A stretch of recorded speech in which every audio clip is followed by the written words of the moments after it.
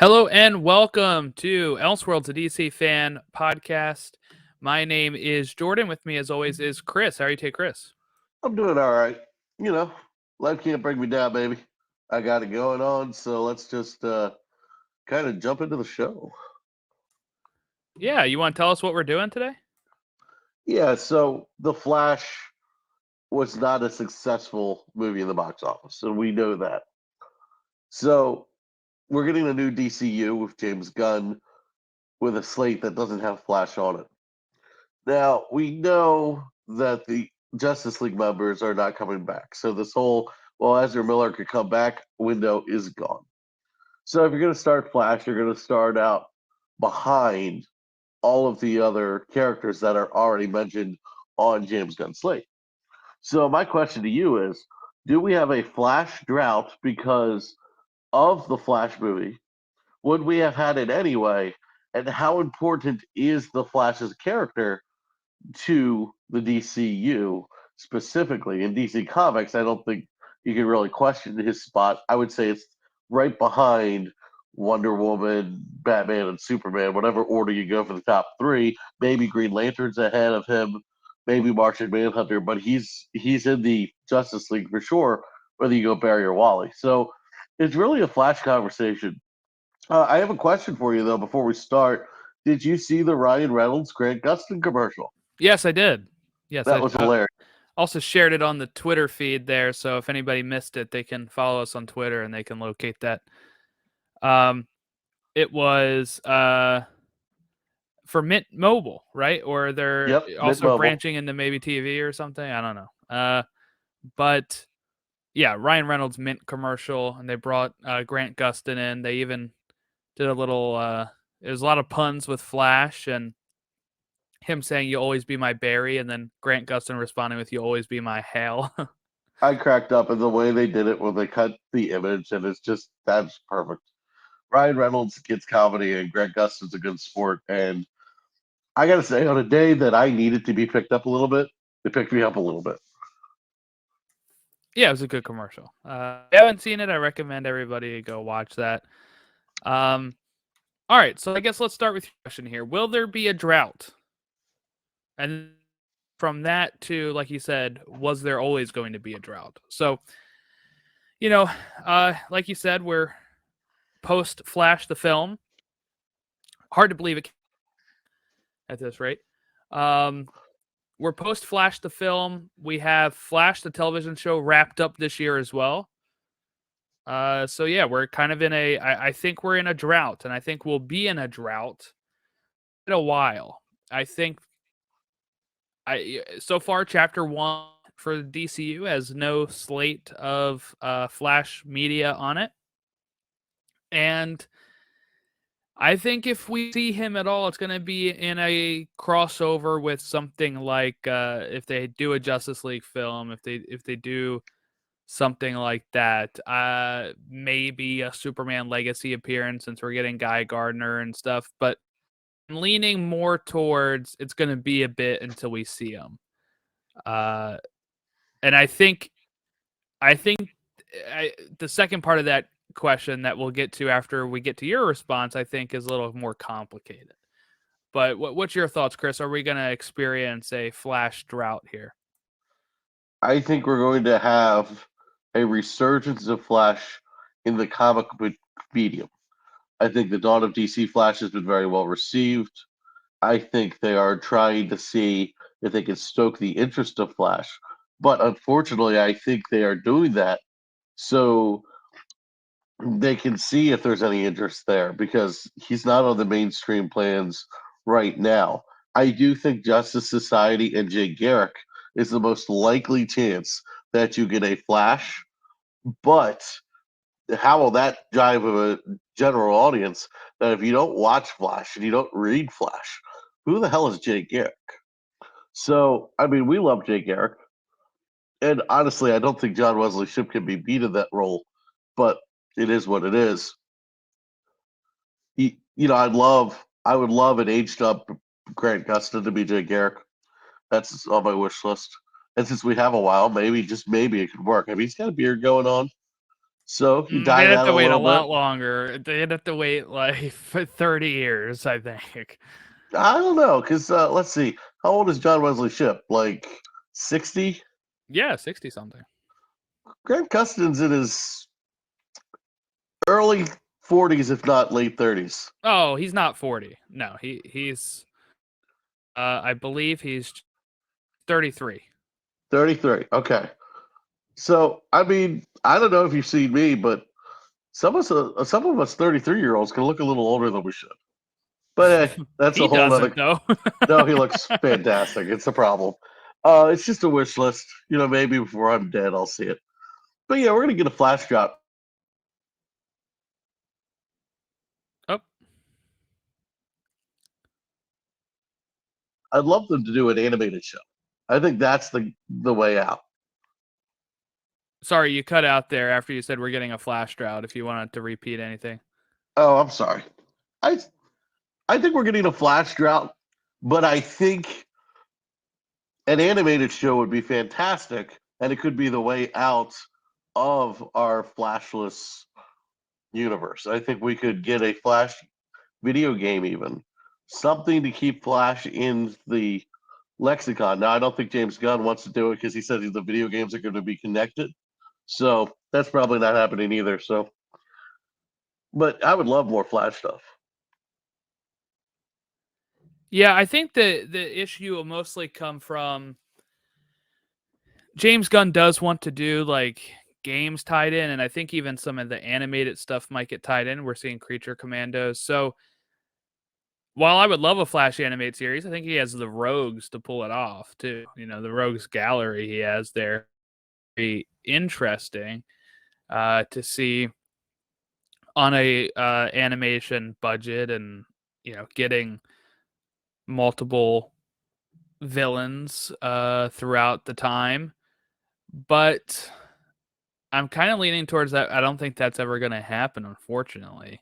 I think that's the easy answer too. I think a Flash animated series not tied into the DCU, just a fun Flash kids like Superman the animated series or Batman the animated series type of story that focuses on. I would probably focus it on just to kind of introduce a lot of these rogues. And you can have Reverse Flash as like an overarching villain, and maybe the rogues play more of a more of a villain of the week type thing until they all team up together to form the rogues, and then almost like a Sinister Six situation. I don't know. I think there's a lot there that could be. Now, if you're going to ask me if this drought was always going to happen, this is where I'm a little conflicted, because I think the answer is yes if we're looking at James Gunn's vision, right? When it was being made, I think they were planning sequels. I think they were ready to try to jump on this thing, especially before Ezra's issues. But I think it became more and more apparent with Ezra's issues, the fact that the movie wasn't popular, that this was going to be a drought of Flash content. I think if it had been received well, I think they may have even fast tracked something and removed Ezra, or like I think there's ways that they could have made it work if it was an actual popular property. The film itself, if the film itself was a hit. But so I think now, I think James's vision, since he took over, he did like the movie, obviously, but I think he, you know, there's probably something there where he's like, okay, even if this is popular, I don't know if I want to bring Ezra back because I want to do my own thing. And the way that movie ends, he's kind of in his own universe anyway. So, you know, I don't, I Zone tells me at University. I think the plan then shows that he was supposed to be separated anyway and wasn't going to be in it at all, for the new DCU. I think that this is more of and that's the ending he, instilled in it. So I think that it was a definite case of yes, this will be a drought, except for if it had been popular. If it had been popular, I think they would have tried to force something, but maybe not have Ezra back. Just maybe be like, okay, we're going to capitalize on Flash's popularity and fast track a Flash film or something. Yeah, I think it would have been really cool if at some point in the reconstruction process of that movie, because it had been changed so many times by three different regimes at Warner Brothers. What would have been so incredible is if they would have said, you know what, we're never going to get this movie out successfully the way it is. I know Ezra's in just about every scene, but we've already sunk enough money into this. The company doesn't want to not have it. So let's transition to Wally in the movie and then use that as the marketing thing. Setting up the DCU Wally would have been a really big bet that they could have made. I don't know if it would have been better, but I would have enjoyed the living daylights out of trying to do that. And again, you could always just say, well, he screwed up everything at the end anyway, and leave it be. Right, right. Yeah, that's why I'm kind of hoping that whenever we launch a new Flash movie, we kind of skip to Ali and have Barry kind of be missing, and they can introduce him later or something, just so it can kind of differentiate a bit on that. I agree. I think Wally is probably the one you need to go with at this point. I think Twitter has convinced ourselves that Barry isn't popular, even though he just had 9 seasons of television and a movie. But I think you need to go with Wally. You need to go with something new, and you need to market the Flash as new and different. And that could take time.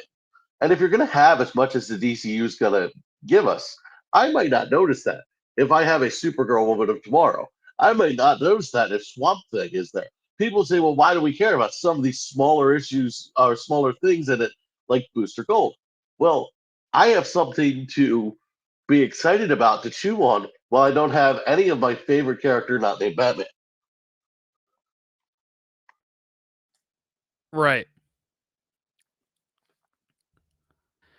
You mentioned about how like you think he's probably like right after the Trinity and stuff, and I agree with that. And then you kind of said, well, if he is not there, he's after Green Lantern and Mark. Opinion, he's way above those, and it's not just him, but like you said, he had 9 seasons of television that those other characters have not gotten.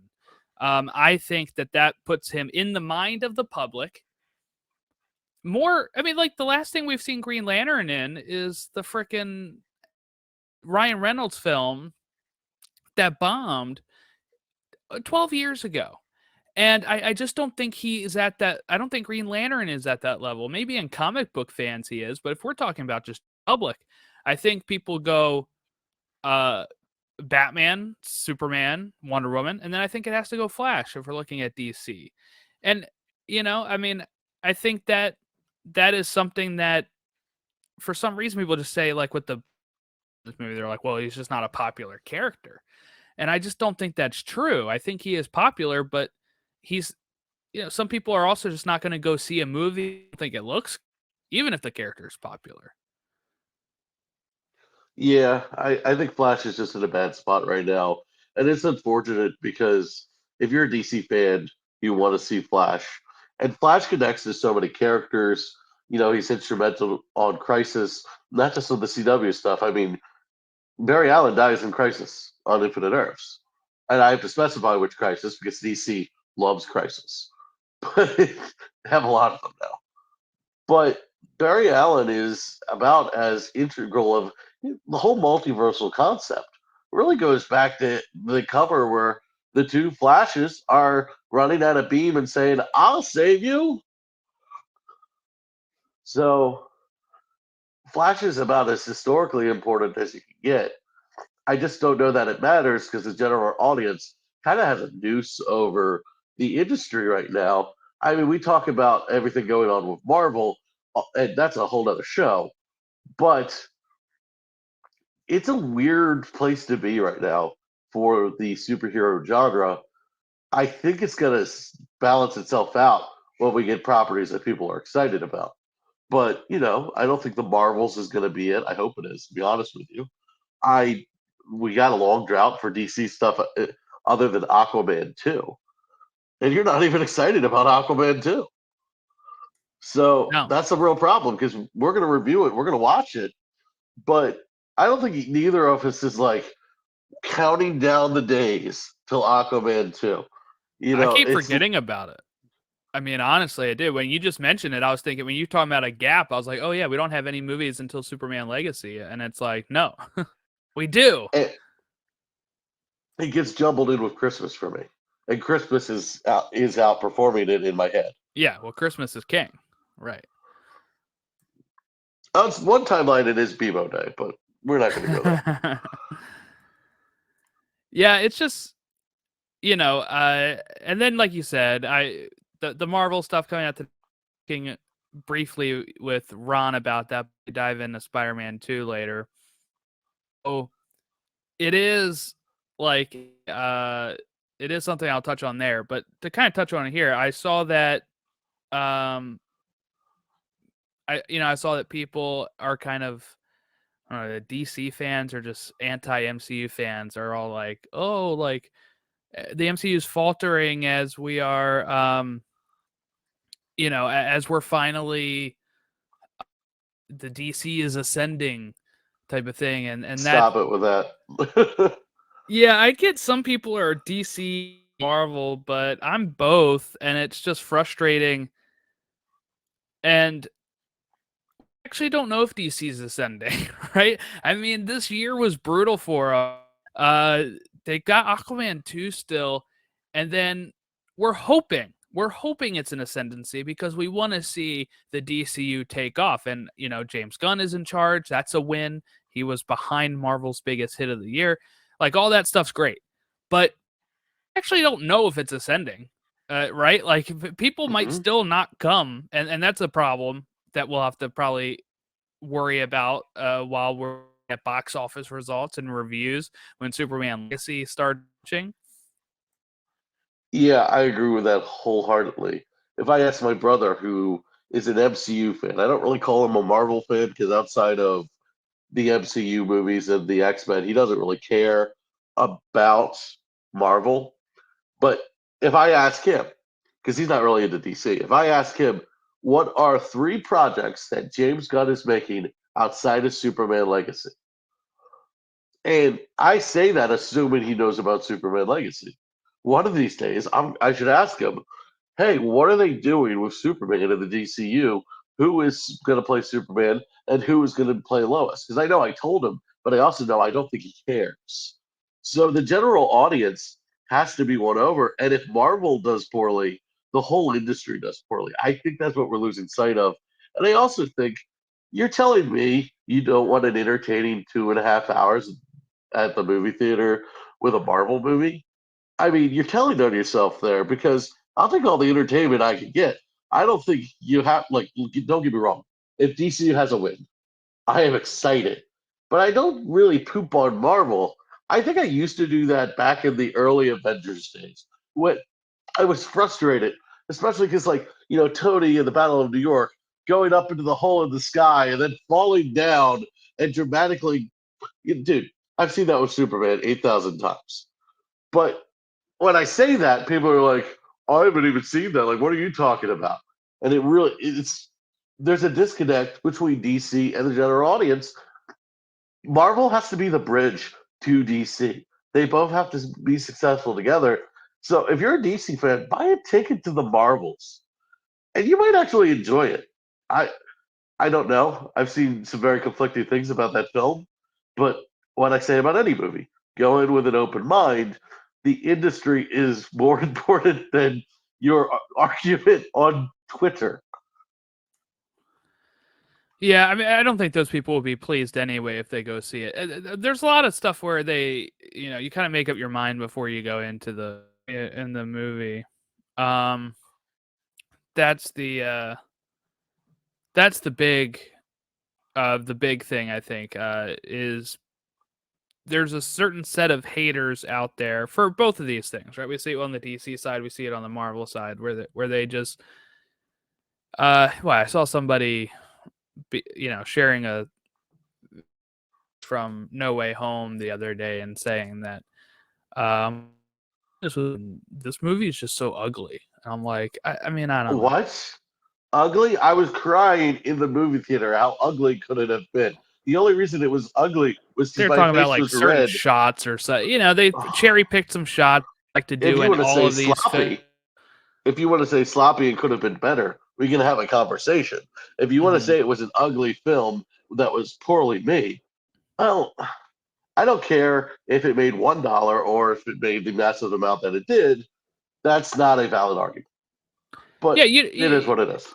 At certain points, people are being contrarian, right? I mean, that's what they're doing because, and now we're going to see that when maybe with this upcoming stuff coming up, where you have um, the the certain sect of people that are now like so anti MCU are going to start flocking to the DCU probably. And then maybe they will have an ascendancy, or they'll just be the contrarians that say this is much. I mean, there's already people out there that say like the DCEU is better than anything they've put out, et cetera, et cetera. We've kind of covered that stuff on here anyway. 100%. But I mean, at other times it is taste, right? Like I do understand there is like people that will like certain different things, but it's like sometimes the way people are framing it is either for like Twitter engagement, right? Or they're just, I don't know. And like you said, if Marvel goes down, this whole ship goes down, I think, because people will look at the troubles DC has had this whole time, and they're not going to probably risk the $12 to go see a movie if it's not good. And before the MCU was able to carry its name because of the quality that they had, right? So now if people are doubting that quality, then they don't go see the Marvel films, which means that what do, right? You might see a downturn in all superheroes. There's still casuals that can't tell you if Batman is DC or Marvel. There's still casuals out there. If you ask them their favorite DC character, they say Spider-Man. Like some people don't know this stuff. And then you have the film bros who think Oppenheimer and Killer of the Flower Moon is the only legitimate form of cinema. And then you have the people who enjoy those and enjoy superhero movies, but we never get to talk about them on the internet because you're all one or all the other. That's how that works. But Spider-Man 2 is a great example. The video game. Now I haven't played it because I don't have a PlayStation 5. But everything for a good solid a week and a half, 2 weeks has been nothing but, oh my god, this is the greatest Spider-Man story ever told. Gushing, gushing, gushing. And now it's almost starting to become this cool thing to say, well, I didn't really like this. Or the MJ missions are too OP, or blah blah blah. And you're starting to launch complaints against Spider-Man. I'll tell you, Chris, that lasted actually only like 2 days of the positivity before I started seeing that stuff. Oh, well, I didn't see any of the negativity. It was mind blowing because with Ron later, and we both agree it's a really great game. So check that out when we talk about it on To the Infinity Saga and Beyond. But your point remains that yes, there are then people that say actually like the first one is the only good one now, or whatever. I mean, it just a certain suit's not in it and they lose their mind, or like they did when the Raimi suit wasn't in the first game and then development team. Like it's just brutal sometimes when you look at any sort of place online on how they react to stuff, especially superheroes. That's disheartening because I like to be positive. I do too. But the fact that you're not excited about Aquaman 2 says a lot. Because one thing I want to get rid of is the meme on Twitter, Facebook, pick your social media thing, you'll see it on TikTok, is DC fans online. And it's like billions of them. DC fans in the theater. It'll be like none of them. What I'm getting tired of that is because it's actually the exact opposite. There are so many DC fans in the theater, they're the only ones. We're going to watch this because we review it, we enjoy it, we're down for the ride with DC, and there's a lot of DC fans who will go and see it. I mean, people who like DC movies, even if they're not crazy fans, they'll go see it. Like Aquaman 2 is going to be seen by DC fans. I Now you're going to have a Snyderverse section of the fan going, no, you shouldn't see it. You'll have your factions, but DC fans as a whole will get their butts in the seats. That low number is the DC fans. It's literally the DC fans. The brand needs to grow. That's why you have to root for Marvel, because most people don't understand that Doctor Doom and Darkseid are on other universes. And people think that they won't be trying that bridge because they will. I mean, you're going to see them say, from the guy that brought you Guardians of the Galaxy comes Superman Legacy. You're going to see that because they're going to try to get the Guardian fans that showed up for 1 through 3 and show up to the theme parks to ride the Guardians rides.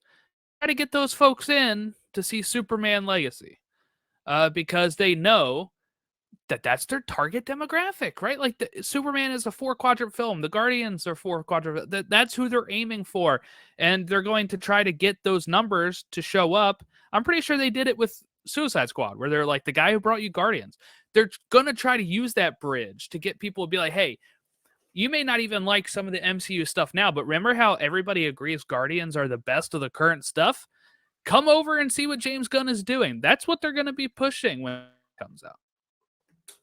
Absolutely. And that's why I want to see as many Guardians actors, to be honest with you, as I can in the DCU. I think it's going to get people the seats. Chris Pratt, you can say all the controversy about him on Twitter. General audience freaking loves this guy. I cannot tell you how impressed I was with the actress who plays Mantis, Pom Clemente, in Mission Impossible Dead Reckoning. I want to see these actors continue because they've made an impression on me.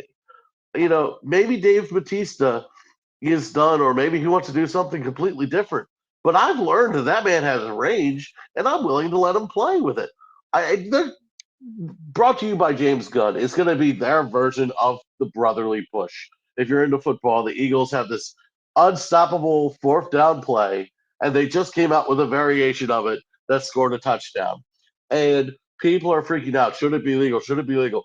They know what their bread and butter is, and they're going to keep doing it until it doesn't work. And that's what the Guardians of the Galaxy angle is going to be for James Gunn. And another thing is, I think you need to grassroots build this idea that James Gunn was in Kevin Feige's ear, that James Gunn was an instrumental part of building the Avengers. His input on Thanos was taken note of. Gamora ended up being one of the most important characters in all of the Avengers movies. You definitely have to push James Gunn. Unfortunately, as much as you push James Gunn, you're pushing a guy who also said, The Flash is one of the best superhero movies I've ever seen. And people are using that as a way to discredit him because they don't agree with him. Which is dumb. And I'll just say, has anybody not liked a movie? Like, in the sense of, like, has anybody liked a movie that doesn't have a good ratings on Rotten Tomato, and you find yourself thinking, that's great? Because I have a lot of those type of movies, non-superhero movies and superhero movies that I think are classics nowadays that I watch all the time, and you look up and you're like, oh, people didn't dig with this originally. You just described the DCU, but that's a different conversation. But I'm saying, like, even like, if you want to take out of the superhero genre, I'm sure there's movies like that people like. I love the movie Clue. It was not received well when it first released. It is a cult classic. I love it. Those type of movies, right? So just because James Gunn likes The Flash doesn't mean that he makes things like The Flash. And we should be basing it off of what we've seen him make instead of what he likes, right? Like, because let's say he likes a lot of horror stuff. Sometimes he makes that, sometimes he doesn't. But when we're looking at his superhero genre stuff, Guardians 1, Guardians 2, the holiday special, Guardians 3, Suicide Squad, that is what we should be basing his, like, Superman off of, and not being like, well, just because he said he liked The Flash when he's the lead of DC Studios makes me think that he's not, going to make a good film. That's kind of ludicrous. Have you seen Brightburn by chance? I haven't. That might be an interesting show to talk about. I haven't seen it. I don't think you would do it on your other podcast, Classic Films, because nobody cares. But I haven't seen that movie, and it's like the evil Superman premise. That's why I haven't seen it. Like I'm so tired of the evil Superman. But James Gunn is attached to that movie, and it would be interesting to see if there's any James Gunn in there. And but the horror element, absolutely. He grew up in this industry. He did video game stuff, and he did a lot of horror stuff. He is into some freaky stuff that I have not even heard of, and I'm just like, yeah, I'll take your word for it. That's great. And that's fine because I mean, we need Sam Raimi is one of the best superhero directors. I actually liked Multiverse of Madness. Very, yeah, You like your Twitter account? yeah. No, I do that too, but shameless plug by accident. But Multiverse of Madness was a really awesome film, and it was different. And it was different, and I think a lot of the flack it got was that it was different. Meanwhile, that's what people are saying, so they want different. I don't know that you can win. I think James Gunn is a brand that you can bet on. I think they said, you know what, we're not going to bring in Spielberg. We're not going to bring back Nolan because that's bringing Snyder back. We're not going to bring back who's the biggest film guy in this quarter that will actually do it. It's not like you're going to get Martin Scorsese to come over and do a superhero film. No. So and the thing is, you're getting a guy that likes making these, right? He's exactly not made 3 and walked away like some of these people. He made his 3. He also made Suicide Squad. He made a holiday special. He loves the characters. He's always reading comics. So, I mean, that's a positive. That is a positive. That's why I'm also hopeful that the Flash drought is not going to be like as long as it would be if it was like WB running Lantern and stuff. Once Green Lantern flopped, they were like pulling the plug on everything. I think James Gunn is going to be like, we can do a correct in a team up or something before we launch into another movie, and we'll do them right. People will enjoy it. So the drought won't be as long as like if Hollywood like executives were in charge. We're like, well, after you saw what happened to the Flash, we're not touching that for another third. They're going to be ready to still join, I think. Here's another thing to remember. James Gunn is a big Mark Waid fan and a big Grant Morrison fan.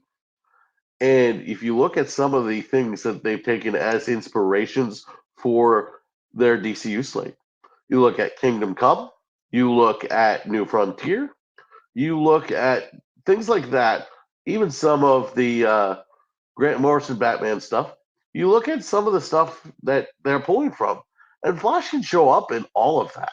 Like any of that, like Flash would not be out of place in. Grant Morrison did Justice League comics, so Mark Waid did Justice League comics. He's a huge fan of the guys that give us a lot of the best Flash stuff, and he has a reverence for the Justice Society of America. So if you have all of that going for you, Flash, and your historical importance, I think we'll see a little bit of a test to see, hey, was that Flash? I don't know. It was really quick or something like that. And you'll get a little tease and you'll see how people react to it. And you'll just keep teasing. That's what I think you might be able to get.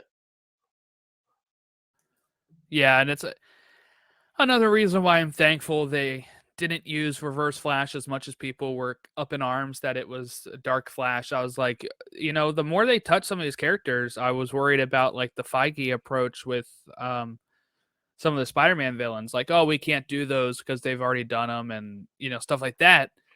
I'm very happy that they didn't touch Reverse Flash. If we're gonna get him in the future, it's a possibility because he hasn't been used before. So. I think you need space from Harrison Wells in the Flash. I think you need space from Tom Cavanaugh's version of Reverse Flash. I actually do think you need some space from Reverse Flash because Flashpoint is a very popular comic book story, and The Flash is a very popular TV show. Yeah, I think by the time we ever see any sort of Reverse Flash, it'll be an appropriate length from the TV show. Okay, I just got a horrible idea that I love. Tom Cavanaugh, Jake Garrick. Okay. I'd be all about it, to be honest with you. Yeah, I don't know. I don't know about that. I'm a huge Tom Cavanaugh fan. I think he's Me too. fantastic. I like Kavanaugh. And I think he's a lot like Mark Hamill, where when you see all of his stuff outside of his performances, like his interviews and the way he interacts with fans and stuff like that, I just think he's an awesome dude, about as genuine as you get in the business. So I hope that's true. You know, we could get that article later that Tom Hanks is a jerk, but you know, until then, maybe Kavanaugh is the real deal with that. Once Hanks falls, they all fall. That's the thing. That's what people were saying about COVID too, when Hanks got that. Yeah, so I don't know. I don't know if we've really answered any questions about if there's going to be a gap in Flash. I think we both agree there will be, right? Some sort of gap in Flash things. Yeah, Other than absolutely. comics, like we'll get the comics, but like no film or TV show until a little bit further down the road. You know what I fear? That when the Flash finally gets introduced, you're going to see a little bit what we're seeing with Marvel with the Fantastic Four. Now, Fantastic Four fans are like, we're going to be gatekeepers about this. You didn't know anything about this guy or this guy or this guy. And when the Flash finally comes to the DCU, you're going to have fans. Really, it's not their fault. They're super excited about this. And they want to see if anyone's as excited as they are because they waited so long. And then they're going to be jerks to people who maybe have only seen the TV show, or maybe have only seen the movie, or they watch the Flashpoint Paradox animated movie, but that's about it. Well, I guess I'm thankful I haven't seen those people say that stuff about Fantastic Four. I must be the right people.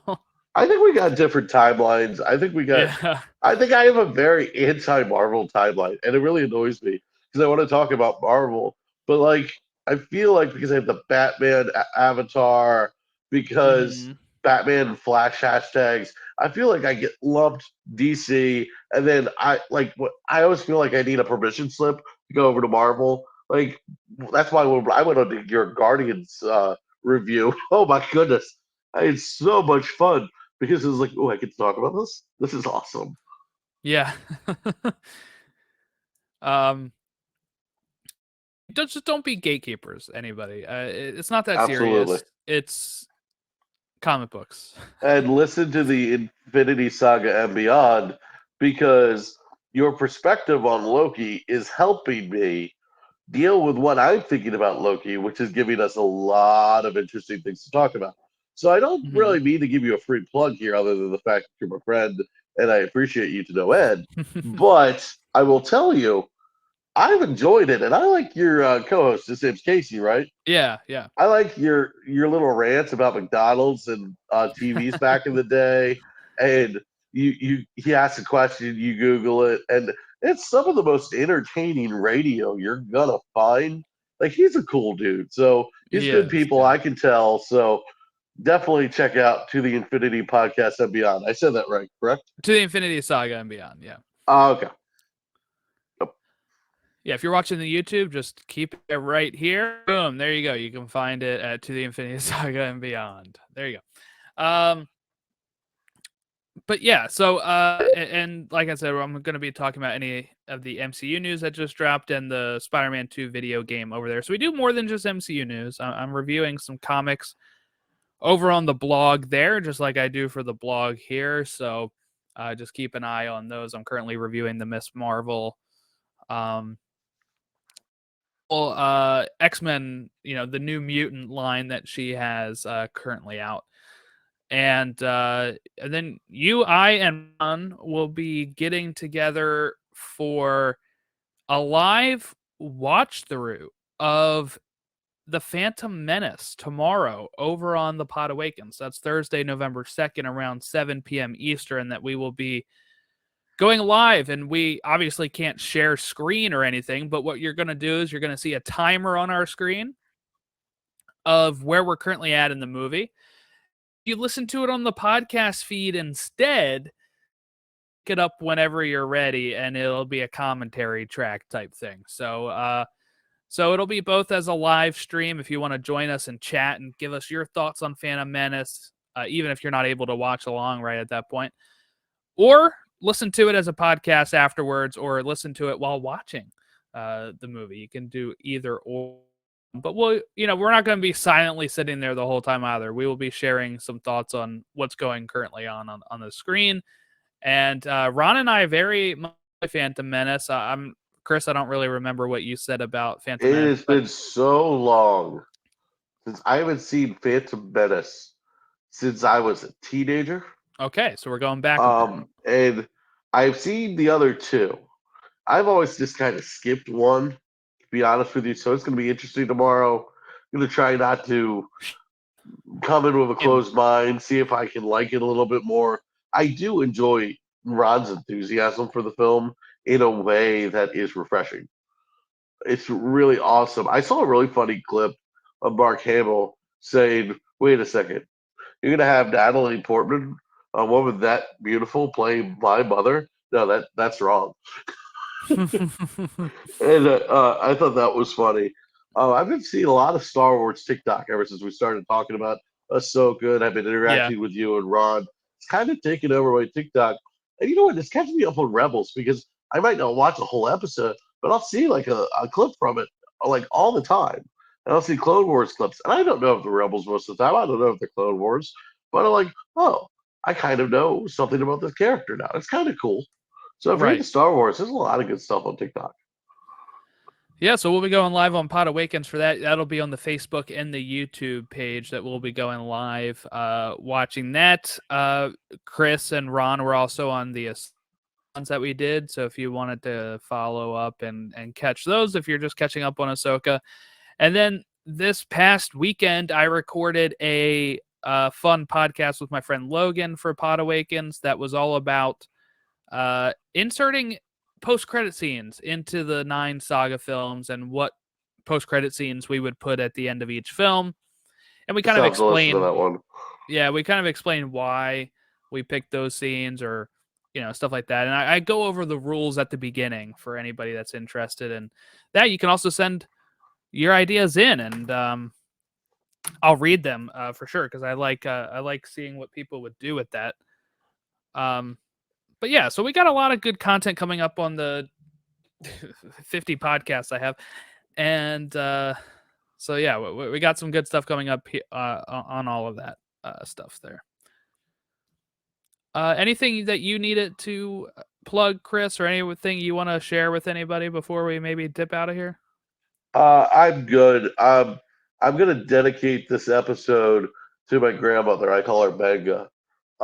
She had a fall. I don't know what's wrong with her, to be honest with you.